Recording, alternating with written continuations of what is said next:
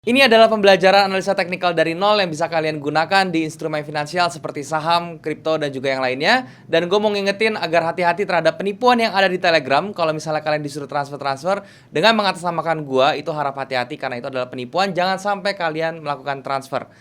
Dan juga kalian bisa subscribe channel ini kalau misalnya kalian merasa channel ini bermanfaat untuk kalian. Dan juga bantu like video ini dan juga share ke teman kalian yang lain. Nyalain notifikasinya, loncengnya dinyalain supaya kalau misalnya gue update video kalian bisa langsung dapat notifnya. Oke? Selamat belajar dan semoga bermanfaat.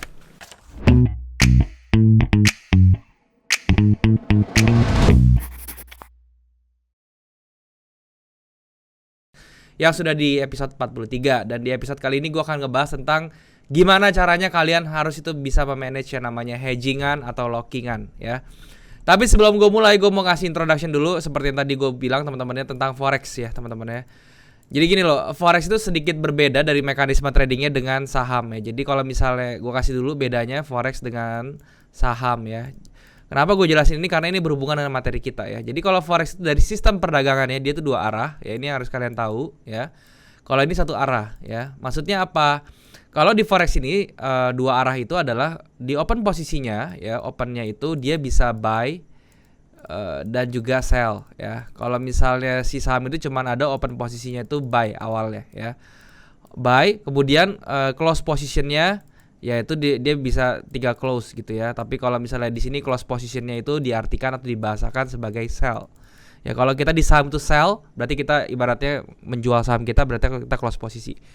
Nah ini kenapa bisa beda begini ya? Karena gini loh, kalau saham itu teman-teman ya kalian harus paham banget ya. Itu pada saat kita open posisi atau kita mau membeli itu seperti kita berdagang aja gitu ya. Jadi kita lagi datang nih ibaratnya kucuk-kucuk ke satu pasar yang namanya pasar modal. Kita mau cari sesuatu yang fresh buat kita kita beli gitu ya. Kita pilih di pasar itu. Kita udah nemuin satu barang yang bagus menurut kita beli deh gitu ya. Sama seperti itu analogi kita. Jadi kayak benar-benar kayak di pasar ya. Kita ke pasar, kita suka sama satu barang, kita beli ya. Itu di saham. Jadi kita pada saat kita bayar ya, kita bayar itu barang ya, itu kita dapat barangnya. Nah kalau di saham ini barangnya itu berupa apa? Berupa surat berharga ya, surat berharga. Jadi dia langsung masuk ke portfolio kita gitu, kita dapat barangnya ya. Dan nanti kita beli, pada saat kita beli kita ditandain tuh harganya. Misalnya harganya kita beli di 1.000. Nah nanti pada saat di portfolio kita, nanti kita tinggal lihat ya fluktuasi dari pergerakan harga yang barang kita beli itu gimana, karena harganya bergerak terus. Misalnya di kedepannya di 2 minggu kemudian tuh harganya jadi 1.200 gitu ya. Kita mau, aduh saya udah dapat untung 200 nih, selisihnya nih lumayan kan 200. Ya udah deh saya mau jual dulu deh gitu ya. Udah berarti saya mau close posisi dulu. Apa yang kita lakukan? Kita listing barang kita yang jadi tukangnya, jadi pedagangnya gitu ya. Kita jual barang kita, kemudian kita tawarkan dengan harga 1.200, ada yang beli, kita cuan 200. Ya itu simple, saham seperti itu. Buy itu kita kalau kita nggak punya apa-apa, nggak punya posisi apa-apa, kita cuma bisa buy dulu. Nah tapi kalau di forex, karena ini perdagangannya adalah yang kita lakukan di sini adalah futures contract teman-teman ya, namanya futures contract, yang mana produknya itu kebetulan adalah mata uang atau forex gitu. So pertama kali kita open posisi teman-teman ya, kita dihadapkan dengan dua pilihan, ada bisa buy bisa sell. Jadi kalau misalnya kita melihat bahwa pergerakan harga nanti ke depannya ya itu bakal naik, ya kita open posisinya buy. Kenapa? Karena kalau buy itu harganya naik, kita dapat profit seperti itu. Sedangkan kalau kita percaya nanti ke depannya harga mata uang itu akan turun, berarti kita opennya posisi sell. Kenapa? Karena sell itu kalau misalnya harganya turun baru kita profit, kalau naik malah rugi. Kok bisa begitu bang? Gimana? Itu analoginya adalah karena kita sekali lagi di futures contract ya. Yang di perdagangan itu bukannya real asli duitnya, tapi itu yang kita diperdagangkan itu adalah kontraknya aja. Yang mana kenapa bisa ada dua seperti ini? Kita menjadi penjamin. Kita menjamin bahwa mata uang yang kita beli ke depannya itu akan turun atau naik ya. Sebenarnya seperti itu teman-teman. Makanya open posisinya bisa buy, bisa sell. So nanti walaupun di harga depan harga turun, berarti kan dari awal kita sudah menjamin ke depannya itu mau turun, berarti kita mau sell gitu kan. Ya itu kita masih bisa dapat keuntungan dari selisihnya. Nah, close positionnya itu ya teman-teman ya, kapan kita keluar dari marketnya? Ketika kita sudah mencapai di satu titik, kita sudah merasa profit kita sudah cukup ya, itu kita bisa close posisi kita kapan aja, mau buy mau sell kita close aja kayak gitu ya. Nah, kenapa saya sharing seperti ini? Karena ini ada hubungannya sama materi yang mau kita pelajari hari ini teman-teman ya, tentang forex ya. Jadi di forex itu kenapa bisa muncul yang namanya locking ya, locking atau kita bisa bilang hedging ya. Ini seperti apa sih ya? Jadi pengertiannya dulu deh. Locking atau hedging ini apa sih? Locking atau hedging ini adalah posisi yang berlawanan, teman-teman ya. Posisi berlawanan dalam satu trade ya. Yang mana si trader ini membuka dua posisi yang berbeda ya. Yang pertama itu dia dalam satu trade itu dia membuka dua posisi berbeda. Yang satu itu ada posisi buy ya, dan yang satu sell ya. Sehingga kalau misalnya dalam satu posisi satu trading ini dia punya dua posisi kayak gini, otomatis harganya itu akan terkunci, teman-teman ya. Harga tidak akan bergerak ya. Kenapa? Karena kalau misalnya kalau dia buy harganya naik itu dianya yang untung, ininya rugi. Sebaliknya kalau harga turun ininya rugi, ya ininya untung gitu loh ya. Jadi teman-teman ya, ini locking ini artinya adalah dia itu sebenarnya pengen mengunci posisinya supaya equity-nya itu tidak bergerak kemana-mana. Yaitu pengertian dari locking dan hedging. Oke. Terus apa fungsinya seperti ini locking dan hedging ya? Biasanya locking dan hedging itu digunakan ya, kalau saya pribadi ya, itu kalau pertama ya teman-teman ya, saya salah posisi teman-teman ya, salah posisi ya, atau salah posisi, pokoknya salah dalam trading lah, entah itu salah posisi dalam entry-nya atau salah salah size-nya gitu ya. Saya biasanya melakukan tidak langsung saya cut, tapi saya hedging dulu, saya locking. Kenapa? Karena ini bisa digunakan juga si locking dan hedging ini untuk melihat situasi ke depannya itu seperti apa precisionnya. Yang kedua, ini bisa dilakukan pada saat market itu mengalami anomali, teman-teman ya. Seperti itu. Jadi market itu ada yang namanya market anomali, di mana market anomali itu adalah ketika harga itu bergerak tidak sesuai dengan kejadian-kejadian price action atau pola-pola price action yang sudah terbentuk, yaitu namanya anomali ya teman-teman. Nah pada saat market sedang anomali ini kita kadang bisa melakukan si locking dan hedging. Kenapa? Karena kita tahu kalau market anomali itu akan segera balik ke the right track gitu teman-teman ya, atau ke jalur yang benarnya, sehingga nanti lockingan atau hedgingan itu bisa kita cabut lagi ya, seperti itu. Nah yang salah teman-teman ya, sekarang saya mau ngasih tahu yang salah yang sering digunakan orang. Jadi misconception ya teman-teman, yang namanya miskonsepsinya dari si yang namanya si hedging dan locking ini itu adalah banyak trader-trader ya, saya nggak tahu nih trader ini punya ilmu atau enggak ya, tapi dia bilang kayak gini loh, maksudnya ya, hedging itu buat buat membatasi resiko kalian dalam trading. Itu bullshit teman-teman ya. Jadi gini loh, ada yang menggunakan hedging dan locking itu sebagai stop loss ya, sebagai stop loss atau sebagai ibaratnya dibilang ya cut loss kali ya gitu ya. Jadi dia ingin membatasi atau membatasi resiko gitu ya, untuk membatasi resiko ya. Salah teman-teman ya, enggak, hedging itu tidak bisa digunakan untuk jangka panjang. Kalian mau stop loss, cut loss atau membatasi resiko untuk jangka waktu yang panjang ya. Kenapa saya jelaskan ini salah teman-teman? Karena pertama ya, di forex itu ada yang namanya biaya-biaya ya, biaya. Oke, ada biaya, ada cost ya. Kalau misalnya kalian menginap itu ada namanya swap ya. Terus kemudian selisih spread gitu ya. Kemudian ada commission, oke, setiap open posisi. Nah, ini dari 3 biaya ini aja. Terus ada satu lagi rollover ya, rollover. Nah, ini teman-teman ya. Ini 4 biaya ini akan menguras kantong kalian kalau misalnya kalian nahan posisi kelamaan, apalagi biasanya tuh yang hedging itu posisinya banyak ya.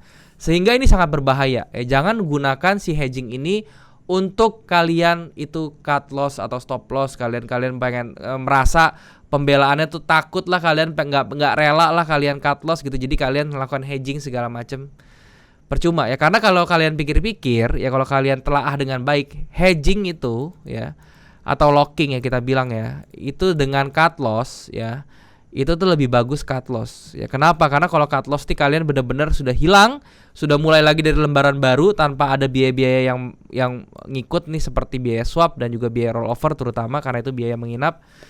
Jadi kalian memulai lembaran baru ya, itu lebih fresh lagi. Karena kalau misalnya hedgingnya sudah nggak karu-karuan, apalagi hedgingnya sudah berantakan teman-teman ya, itu lebih baik kalian cut loss aja semuanya. Jadi sekali lagi, hedging itu bukan sarana yang bisa kalian gunakan untuk menghibur diri. Kalau misalnya kalian nggak mau cut loss, itu sangat salah sekali. Nanti ujung-ujungnya akun kalian malah makin hancur. Karena saya sudah banyak sekali melihat akun-akun yang menggunakan hedging dengan cara seperti itu, yang hancur-hancuran, malahan orangnya malahan makin stres. Jadi saran saya jangan gunakan seperti itu gitu ya. Nah terus gimana dong cara hedging yang benar ya? Saya kasih tahu tips teorinya dulu teman-teman. Ini teorinya nih, nanti saya praktekin ya. Jadi teori yang pertama teman-teman ya, kalian harus tahu range ya, range hedgingnya berapa. Oke. Range hedging ini penting. Oke. Jadi dalam hedging ya kalian harus tahu, atau locking ya. Ini hedging sama locking sama ya. Jadi hedging itu atau locking ini kalian sudah harus tahu range-nya tuh berapa.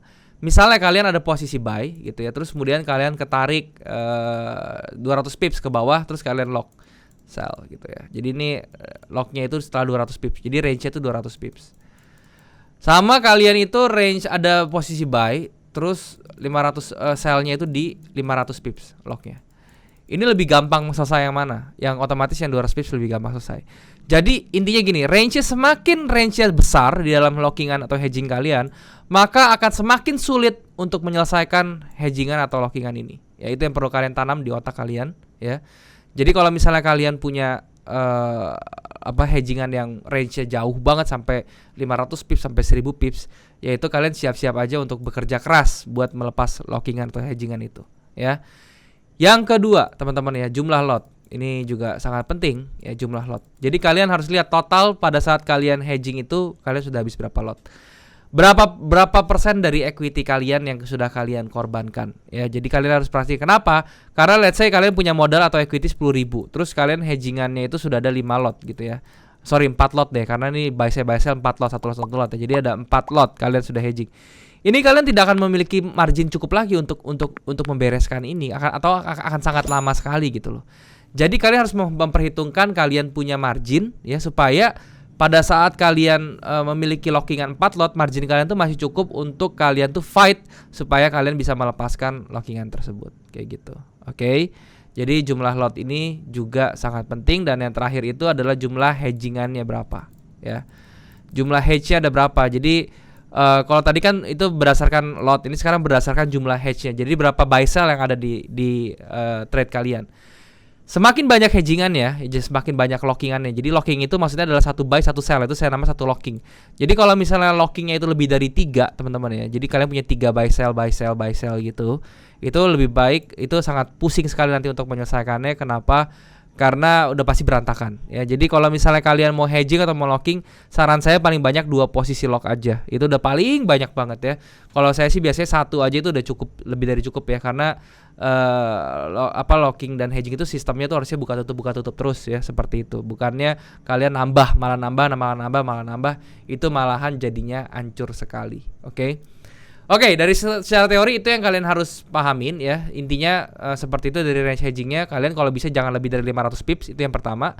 Yang kedua, dari jumlah lotnya kalian jangan lebih dari 4 lot per 10.000 ya, per 10.000 equity. Jadi kalau misalnya equity 1000 berarti 0,4 lot gitu aja. Kemudian untuk jumlah hedgingnya jangan sampai lebih dari 2 lockingan ya, atau buy sell kayak gitu. 2 buy sell itu kalian jangan sampai lebih. Oke, itu yang kalian harus pahami juga ya. Nah sekarang dari teknik teman-teman ya, bagaimana caranya ya, idealnya tuh seperti apa sih kalau kalian mau menyelesaikan hedging? Ada 2 cara ya. Yang pertama ya, itu adalah kalian itu buka tutup. Oke, cara buka tutup ya. Jadi buy sell-nya itu yang dimainin ya, kalian cuman mainin buy sell-nya. Jadi ketika buy sell sudah terbentuk di dalam trading, dalam market, kalian tinggal pilih kalian mau buka buy-nya apa mau buka sell-nya aja gitu ya. Jadi kalian buka tutup. Jadi nanti begitu harganya sudah mencapai TP kalian tutup lagi ya, sampai lama-lama hedgingnya makin kecil. Jarak hedgingnya yang tadinya misalnya 500 pips terus jadi berkurang jadi 400 pips, jadi 300, 200, 100, 50, 25, akhirnya kelar hedgingannya. Seperti itu. Dan itu pada saat kelar itu otomatis balance kalian juga pasti akan nambah ya gitu ya. Itu yang sehat seperti itu, buka tutup. Atau yang kedua, kalian biarkan saja hedgingnya ya, terus kalian mulai dengan posisi baru lagi ya, posisi baru. Jadi kalian ambil jadi di sini masih ada buy sell atau satu lockingan ya, satu buy satu sell di sini. Sisanya satu lagi kalian buka posisi baru lagi, entah itu buy atau sell. Kalian ibaratnya mulai lagi di start dari fresh, dari nol lagi. Jadi kalian di sini setiap trade ini pasti akan ada minimal 2 posisi ini masih ngegantung. Kalian selesaikan sampai lockingannya minusnya dia, floatingannya dia tuh ketutup semua, baru kalian tutup semua nanti. Itu cara yang kedua. Cuman itu menurut saya cara yang paling tidak efektif ya teman-teman ya. Seperti itu, mendingan di cut loss kalau kalian mau kayak gitu. Oke. Tapi itu yang biasanya sering digunakan sama orang-orang yang nggak mau melakukan cut loss, tapi dia nggak rela gitu melakukan cut loss, tapi dia juga nggak bisa menahan sampai posisinya tuh sampai sekarang gitu, karena equity dia mungkin nggak cukup ya, biasanya seperti itu. Oke, itu dari segi caranya kalian bisa melakukan itu, dan saya di sini mau ngasih tahu kalian gimana caranya buka tutup yang bagus dan yang benar ya. Dari segi teknik gimana ya? Segi teknik yang pertama untuk melakukan hedging itu kalian pertama harus paham yang namanya money management terutama dari lot size ya. Ini harus paham dulu. Seberapa besar kalian melakukan money management itu atau lot sizingnya ya. Jangan menggunakan martingale ya, no martingale. Oke, dalam buka tutup sekali lagi jangan martingale. Biasakan lotnya standar saja, jangan sangat terburu-buru buat mau nyelesain yang namanya si lockingan. Jadi kalau misalnya kalian makin pengen buru-buru nyelesain lockingan, itu lockingannya akan makin parah atau hedgingnya makin parah ya. Nah, kemudian yang kedua kalian harus paham yang namanya supply and demand. Karena apa? Karena ini hanya satu-satunya kunci kalian bisa menyelesaikan si yang namanya hedging atau locking. Karena hedging atau locking itu sangat bagus kalau kita selesaikannya dengan supply and demand ya. Itu kita harus berperilaku sebagai smart money dan lain-lain. Oke. Nah, sebagaimana sekarang contohnya? Sekarang kita ke market teman-teman ya. Di sini ada contoh ya. Di sini gue ada satu posisi di Euro USD ini buat contoh doang ya. Gue ada buy 0,01 lot di sini. Nah, sekarang gue contoh gue mau locking nih.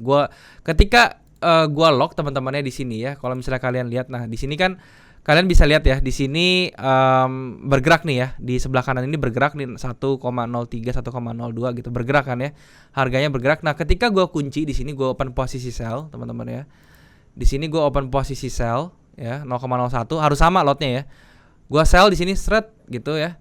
Nah, posisi dia nggak bergerak teman-teman ya, di 1,0908 gitu, ini cuma bergerak karena spread doang gitu ya. Jadi posisinya tuh udah kekunci di $1 nih. Jadi udah gak kemana-mana tuh. Mau harganya ke atas terus kayak mau ke bawah terus. Ini yang penting sudah terkunci. Berarti gue ibaratnya sudah ke lock yang positif kayak gitu loh. Ini lockingan gue tuh lockingan profit ya. Biasanya jarang yang kayak gini ya. Biasanya tuh kalau locking itu udah pasti minus biasanya ya. Nah, sekarang gue mau ngasih tahu caranya aja buat gimana kalian menyelesaikan lockingan kayak gini ya. Misalnya gue ada lockingan kayak gini gitu ya. Terus kalian mau buka tuh gimana? Sekarang gini, yang pertama pakai supply and demand. Kalian gambarin dulu area SND-nya di sini, area SND ya. Kemudian di atasnya kalian juga gambarin area SND-nya seperti apa. Di atasnya sini kalau misalnya kita lihat nih area-area penting tuh di bagian seperti sebelah sini gitu ya. Nah, sebelah sini. Oke, nah kalau misalnya dilihat dari sini teman-teman ya, ini kan harusnya harga itu masih bisa mau up teman-teman ya, masih bisa mau up. Ya udah, berarti kayak di sini kalau misalnya kayak gini dia masih ada di sini, ada rejection, dia udah sentuh ke daerah demand yang ada di bawah, dia nge-reject sampai sini, dan next candle-nya itu berarti kalau misalnya ada seperti di candle-nya tekanannya tinggi, gue percaya dia akan ke next level SND yang ada di atasnya gitu. Oleh karena itu yang tadi gue barusan buka, ini yang barusan gue tekan sell, gue tutup nih. Ini gue close posisinya ya. Nah, jadi lockingan gue langsung kebuka tuh. Ya jadi 1,22 langsung kebuka. Dan ya apa yang gue lakukan, gue akan taruh di sini sell limit. Oke, sell limit di sini. New order, tapi gue pasti pending order ya, sorry.